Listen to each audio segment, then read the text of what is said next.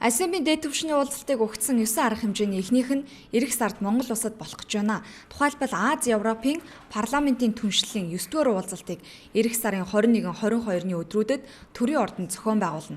Уулзалтанд өнөөдрийн байдлаар 23 орны 100 гаруй парламентын гишүүд оролцохоор бүртгүүлжээ. За бид нар бол энэ парламентын хүрээнд бол 250 орчим төлөөлөгч ирэх болов гэсэн хүлээлттэй байгаа.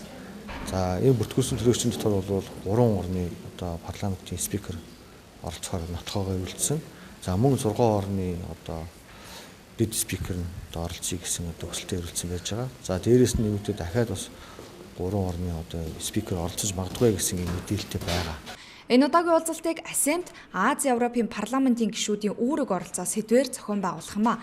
Уулзалтаар улс төр, эдийн засаг, нийгэм соёлын хүрээнд дэх парламентын үүрэг оролцоо хамтын ажиллагааг голчлон хилцэнэ. Уулзалтын хүрээнд улс төр, эдийн засгийн асуудлаар нэг салбар хуралдаан, нийгэм соёлын асуудлаар бас нэг салбар хуралдаан зохион байгуулах юм. Тэгээд энэ улс төр, эдийн засаг, нийгэм соёлын салбарт бол парламентын үүрэг оролцоо ямар байсан бэ гэдэг ярилцаад бас энэ төслийг барьж тусах нь. За ASEP-ийг зохион байгуулдаг дөрвийн дагуу бол энэ Аз-Европын парламентын түншлэлийн уулзалтыг зохион байгуулж байгаа орны спикер буюу манайхаар улсын хурлын дарга бол энэ хурлын уулзалтын ерөнхийлөгч байна. За тэгээд уулзалтаас гарсан үр дүнг ASEAN-ийн дэд хэмжээний уулзалтын үеэр бол илтгэж танилцуулах ба. ASEAN-ийн өмнө 9 уулзалтын эхлэл гэдэг утгаараа энэ удаагийнх нь томоохон ач холбогдолтой гэдгийг ASEAN-ийн бэлтгэл ажлын албаны дээд дарга баясгалан онцоллоо. Учир нь Аз-Европын уулзалтаас гарсан үр дүнг ASEAN-ийн үеэр танилцуулна. Ингээд ASEAN-ийн уулзалтын дараа гарах тунхагт томоохон орон зайг эзлэх юм байна.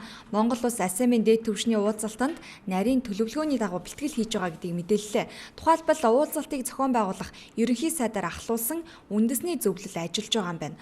Үндэсний зөвлөлийн дэргэд 6 ажлын хэсэг бэлтгэл ажлын алба, улс орнуудыг хариуцсан ажилтнууд томилогдсон ажиллаж байгаа гэлээ. Мөн зохион байгуулалтын үйл ажиллагаанд туслах сайн дурын 1000 ажилтан бэлтгэж, хувийн хэвшил, төрийн бус байгууллагуудын хамтын ажиллагаа, оролцоог хангахаар ажиллаж байгаа талаар өнөөдөр мэдээллээ.